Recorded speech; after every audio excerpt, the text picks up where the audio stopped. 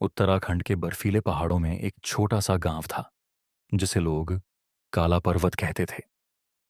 वहां के बुजुर्गों का कहना था कि इस पहाड़ पर एक भयानक राक्षस रहता है, विंडिगो। यह वहशी आत्माओं से बना एक दानव था जो सर्दियों की रातों में शिकार की तलाश में भटकता था। कहते थे जो भी उसकी आवाज सुन लेता वह उसका अगला शिकार बन जाता। पर विक्रम, एक साहसी पर्वतारोही, इन बातों पर विश्वास नहीं करता था। एक दिन उसने अपने दोस्तों के साथ उस पहाड़ पर चढ़ने का फैसला किया।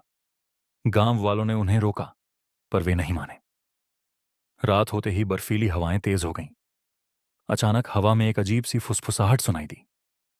ऐसा लग रहा था जैसे कोई किसी को पुकार रहा हो। विक्रम, आओ।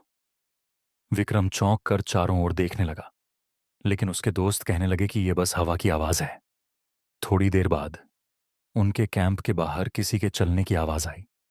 भारी घसीटती हुई चाल। टॉर्च जलाते ही सामने का नजारा देख सबकी चीख निकल गई।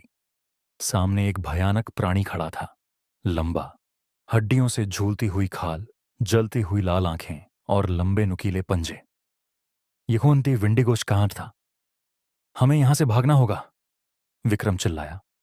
पर जैसे ही उन्होंने दौड़ने की कोशिश की, बर्फ में एक दोस्त गिर पड़ा।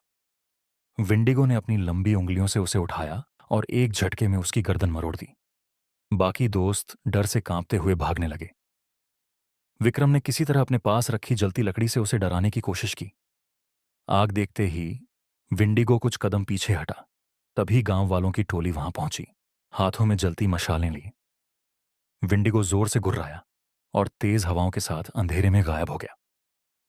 हमने कहा था यहां मत आओ, बुजुर्ग बोले। यह दानव भूख लगने पर वापस आएगा। अब तुम सब जल्दी गांव लौटो। विक्रम और उसके बचे हुए दोस्त किसी तरह गांव वापस आए, लेकिन उस रात के बाद उन्होंने फिर कभी पहाड़ पर जाने की हिम्मत नहीं की। और गांव वालों का कहना है कि जब भी सर्द रातों में हवाएं अजीब आवाजें निकालती हैं, तो समझ लो विंडिगोस फिर किसी शिकार की तलाश में निकल चुका है।